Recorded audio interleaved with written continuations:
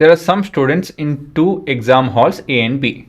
Exam hall ಇದೆ ಅಂತೆ, ಅದರಲ್ಲಿ ಒಂದಷ್ಟು ಜನ ಕೂತಿದ್ದಾರೆ ಅಂತ ಹೇಳ್ತಾ ಇದ್ದಾರೆ. To make the number of students equal in each hall 10 students are sent from A to B. ಇಲ್ಲಿ ಕೀ ವರ್ಡ್ಸ್ ಏನು ನೋಡಿದ್ರ, ಈಕ್ವಲ್. 10 ಜನ ಫ್ರಮ್ ಎ ಟು ಬಿ ಹೋಗಿದ್ದಾರಂತೆ. ಎರಡಲ್ಲೂ ಇವಾಗ 10 ಜನ ಕಳಿಸಿದಾಗ ಎರಡಲ್ಲೂ ಈಕ್ವಲ್ ನಂಬರ್ ಆಫ್ ಸ್ಟೂಡೆಂಟ್ಸ್ ಇದ್ದಾರೆ ಅಂಥೇಳಿ ಕೌಂಟ್ ಮಾಡ್ತು ಅಂತ ಹೇಳಿದ್ರೆ, ಏಳಿಸ್ತು ಅಂತ ಹೇಳಿದ್ರೆ ಅಷ್ಟೇ ಸ್ಟೂಡೆಂಟ್ಸ್ ಇರ್ತಾರೆ. But if 20 students are sent from B to A, the number of students in A becomes double the number of students in B ಅಲ್ವಾ. Fine the number of students in the 2 hall. ಇಂಥ ಪ್ರಶ್ನೆಗೆಲ್ಲ ನೀವು ಚಿತ್ರ ಬಿಡಿಸೋದು ಮುಖ್ಯ, advisable ಆಯಿತಾ. So ಇಲ್ಲಿ ನೋಡೋಕೆ ನಾವು let the number of students in hall ABN and BBM.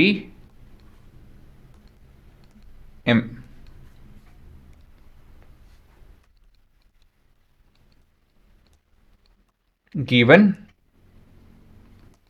case 1 and case 2. ಎರಡು ಕೇಸ್ ಇದೆಯಲ್ಲ, ಇದನ್ನು ಹೇಗೆ ವಿಜುವಲೈಸ್ ಮಾಡೋಣ ಅಂತ ಹೇಳಿದ್ರೆ, ಹಾಲ್ ಬಿಡ್ಸೋಣ ಅಷ್ಟೇ.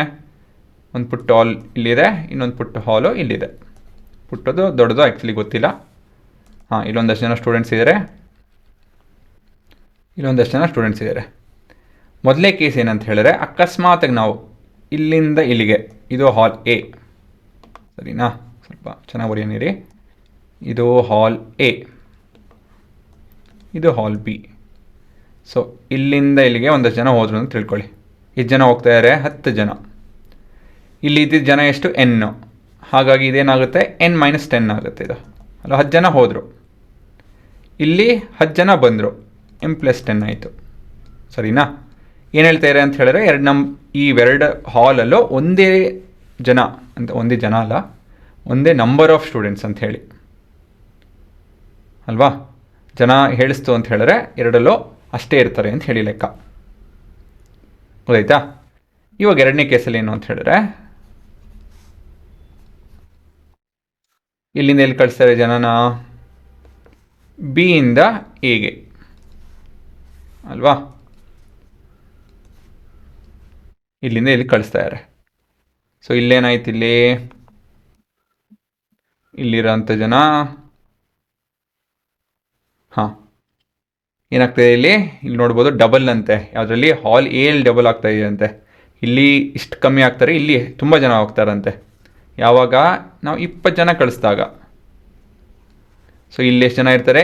m-20 ಇರ್ತಾರೆ, ಮತ್ತು ಇಲ್ಲಿ n+20 ಆಗ್ತಾರೆ ಸರಿನಾ.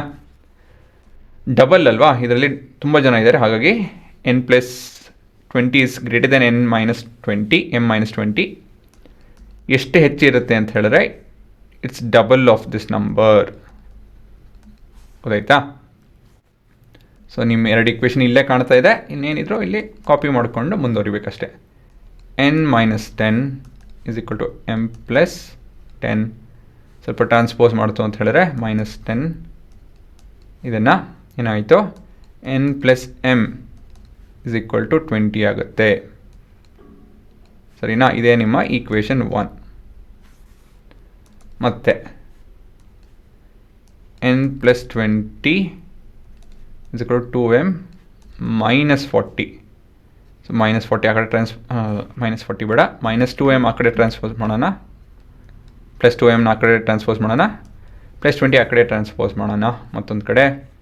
So n-2m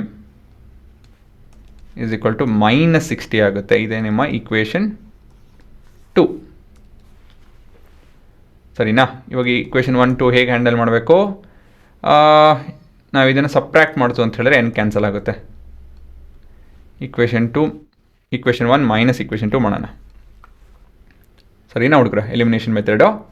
so n-m is equal to +20 plus n-2m is equal to -60.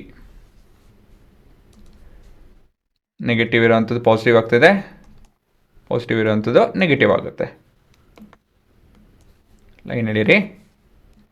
ಏನಾಯ್ತು ಇಲ್ಲಿ ಕಟ್ಟು, ಇದು 1M, ಇದು 80.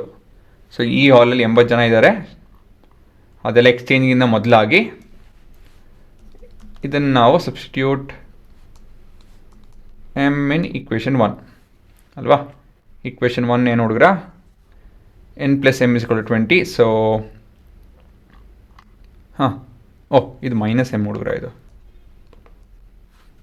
ಇಲ್ಲಿ ಸರಿಯಾಗಿ ಬರ್ಕೊಂಡೆ, ಅಲ್ಲೇ ಅದು ಹಿಂಗೆ ಅದೇ ಇಲ್ಲಿ ಉಲ್ಟಾ ಇರಬೇಕು ಅಂಥೇಳಿ ನೆನಪಾಯ್ತೇನೋ, ಏನೋ ಒಂದು. ಸೊ ಇದು n - m = 20. ಸೊ n ಏನಾಯಿತು, ಯಾವ ಕಲರು ಇದು ಅನ್ಕೊತೀನಿ. ಓಕೆ, n = 20 + 80 100 ಆಯಿತು. ಸೊ ಮೊದಲನೇ ಹಾಲಲ್ಲಿ 100 ಜನ ಇದ್ದಾರೆ, ಎರಡನೇ ಹಾಲಲ್ಲಿ 80 ಜನ ಇದ್ದಾರೆ. ಉತ್ತರ number of students in hall A is 100. Hall B is 80. ಇದೇ ನಿಮ್ಮ ಉತ್ತರ, ಗೊತ್ತಾಯ್ತಾ? ಸೊ ಈ ರೀತಿಯಲ್ಲಿ ನೀವು ಯೋಚನೆ ಮಾಡಬೇಕು ಅಷ್ಟೇ. ಪಾಸ್ ಮಾಡ್ಕೊಂಡು ನೋಡಿ. ಇಲ್ಲಿ ಮುಖ್ಯವಾದಂಥ ವಿಷಯ ಏನಂತ ಹೇಳಿದ್ರೆ ಈ ಚಿತ್ರ ಬಿಡಿಸೋದು ಕಲ್ತ್ಕೊಬೇಕು. ಸೊ ಇದರಿಂದ ನಿಮ್ಗೆ ಉತ್ತರ ಬರೋದು, ಇಲ್ಲ ಅಂತ ಹೇಳಿದ್ರೆ ಗೋವಿಂದ. ಇಲ್ಲ ಅಲ್ಲಿ ತಪ್ಪು ಮಾಡೇ ಮಾಡ್ತೀರಾ. ಇದರಲ್ಲಿ ಎಕ್ಸ್ಪೀರಿಯನ್ಸ್ ಮೇಲೆ ಹೇಳ್ತಾ ಇದ್ದೀನಿ ನಾನು ಇದನ್ನು. ನೀವು ನಿಮ್ಮ ಸೀನಿಯರ್ಸ್ ತಪ್ಪು ಮಾಡೋದು ನಾನು ನಿಮ್ಗೆ ಹೇಳ್ತಾಯಿನಿ, ನೀವು ಮಾಡೋಕ್ಕೆ ಹೋಗ್ಬಿಡಿ. ಆ ಥರ ಚಿತ್ರ ಬಿಡಿಸಿ ಇಂಥ ಪ್ರಶ್ನೆ ಎಲ್ಲ ಸುಲಭ ಆಗುತ್ತೆ.